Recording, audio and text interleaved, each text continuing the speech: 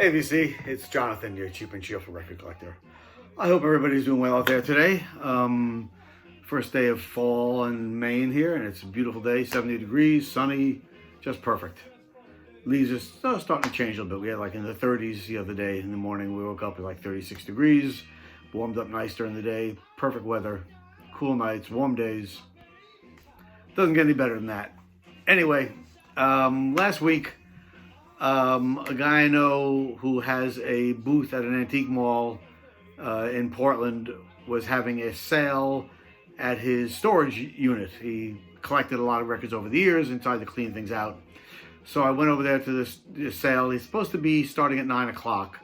I got there at 8:30 and there was already somebody digging through the records. I managed to jump in there. He had a whole bunch of stuff outside the unit priced, and then stuff inside was $2 each. I bought a bunch of the $2 stuff, which I'm resold at my booth. But this is stuff for me, and I think I did pretty well. First album I grabbed, this was sealed at the time. It's not sealed anymore because I don't do that. I buy to listen. I was really happy to get it. And it's Robert Randolph and Family, the Family Band. This is Got Soul. This was sealed when I got it. I've heard a lot about Robert Randolph, but had never really heard him before. What a great album. So good. He's a slide guitar player. Come a nice polyline sleeve, and Got Soul, the Robert Randolph and the Family Band. So good. If you like slide guitar, you like bluesy kind of stuff, should be right up your alley. Came with a nice insert. If I can get out of here, ribbon it up. Upside down, of course. There's Robert Randolph. And the other side is all the lyrics, which is, I always like to have a lyric sheet with it. Figure, especially nowadays, they charge so much for records, the least they can do is include a lyric sheet with it. This is a great album. It has, one song has Darius Rucker on it, etc. So, really good, really happy to have it. Robert Randolph Band. Next one I saw, these I haven't cleaned yet. The Robert Randolph was new, so I listened to that. The other ones, I don't play my records until I clean them, and unfortunately I've run out of MoFi inner sleeves. So I'm waiting for the inner sleeves to come in before I start cleaning them, before I can listen to them. So I haven't listened to any of these yet, so but I'm pretty sure I know what they are. This is, of course, the great Bill Evans, and it's an album called Alone on Verve. Typical black Verve label. In stereo, so it's all solos. Recorded in 1968 at Webster Hall in New York City. September and October 68. Really looking forward to cleaning this up and digging into it. Bill Evans, Alone. This one I've never heard, but the name sounded familiar. I've heard the name in the past, so I grabbed it. And 1974. This is Quacky Duck and his Barnyard Friends. And so sort of should tell you enough right there in the name to know what kind of music it's going to be. Plus 1974. So I haven't heard it, but I'm looking forward to digging into it. I don't know any of the band members on here. I'm trying to see. Don't really tell you a heck of a lot. David Mansfield, Curtis Freed, I don't know any of these guys. Anyway, Quacky Duck and his Barnyard Friends. There's another one that I didn't know anything about, but it looked cool, so I grabbed it. And it's Joe Bauer, and this is called Moonset. Also a very 70s kind of album, as you can see by the back picture. On Raccoon Warner Brothers, the Raccoon label from Warner Brothers. So looking forward to digging into this also. Banana's on here. If you know Banana, he played with Jesse Colin Young in his earlier bands. This one I already have, but this was an upgrade for me. And it's Lots More Blues, Rags, and Hollers by Kerner, Glover, and Ray. Spider John Kerner, Tony Little Son Glover, and Dave Snaker Ray. They recorded two albums at the same time, Blues, Rags, and Hollers, and Lots More Blues, Rags, and Hollers. This is an original mono pressing on Elektra. There's the original Elektra label. This is a great blues album. One of my favorites. White Boy Blues, early mid 60s, probably 60. I don't have a date. I think it was the 64, 65. But I heard this back when it first came out, and it just turned me on to so many other original bluesmen. So, highly recommended. Lots more blues rags and hollers, or anything solo you can find from Kerner, Glover, or Ray. I would definitely pick them up. Minneapolis people, I think. Yeah, from Minneapolis. So I have this. I've had it for years, but this is a nice upgrade for me. This is another one which I've had, excuse me, for a couple of years now. I've looked for it forever. So it's a second copy. It might be an upgrade. I got to see. And it's Doug Sahm and the band. This is a fantastic album. Bob Dylan is on this album with him. A couple of bits here and there. I read somewhere that Dylan's guitar playing was so bad they had to edit it out of the final cut.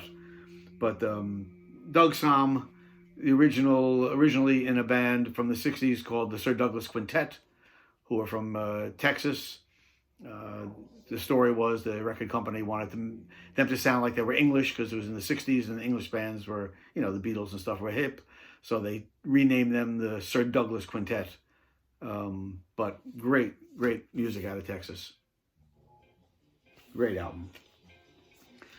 Another one I don't know, but I know the band. But this is a particular album I don't know. But I had to grab it because I'm a big Commander Cody fan.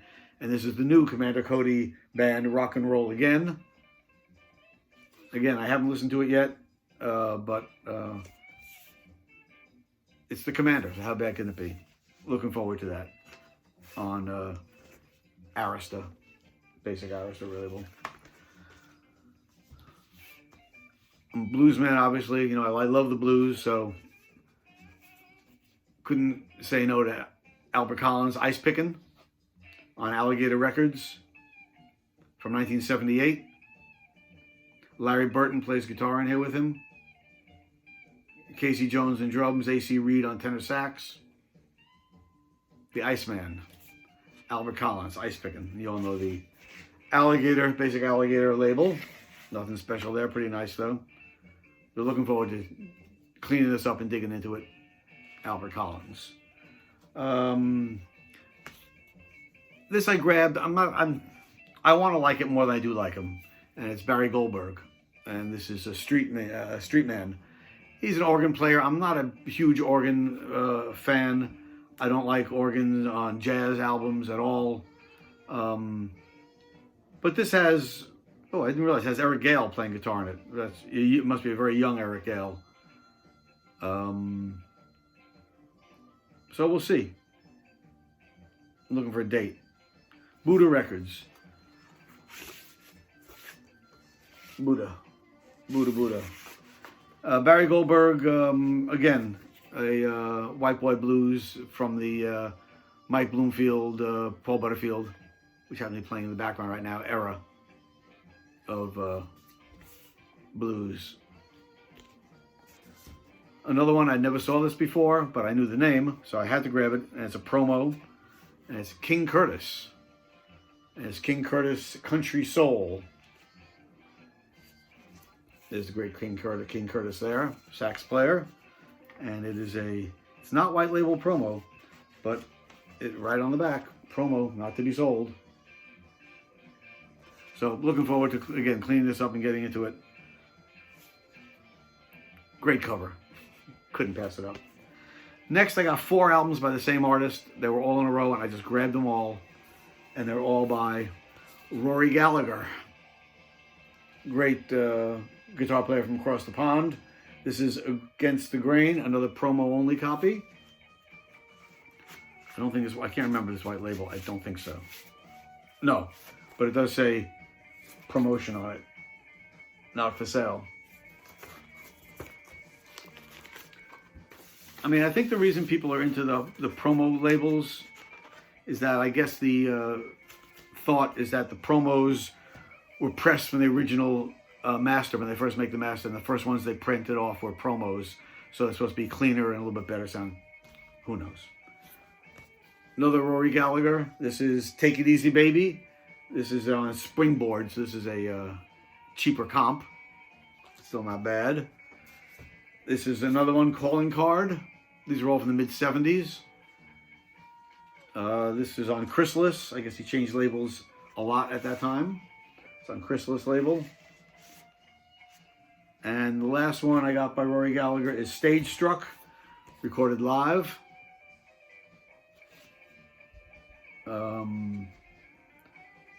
Rory Gallagher, Ted McKenna, and Jerry McCovey. And again on Chrysalis. So looking forward to digging into those 4 Rory Gallagher albums. Great guitar player. Really fantastic. Next one, again, I knew the name, didn't know the record, but I had to grab it.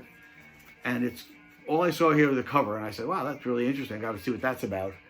Bootleg Hymn.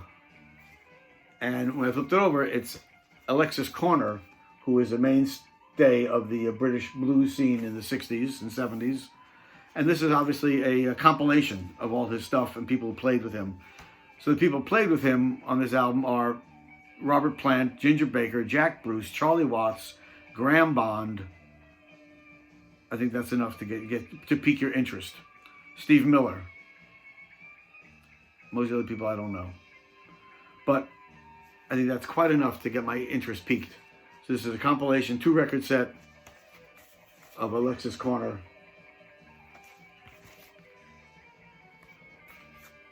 And I don't know what label this is on. Oh, it's on Warner Brothers, the Green Warner Brothers. So it's...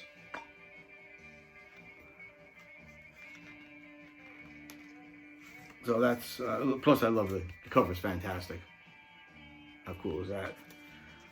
Next one, I picked up a number of albums by this woman in the past couple of months. That's 6 months or so. And whenever I see it, I grab them because I think she's so wonderful. And it's Kate Wolf. This is Lines on the Paper.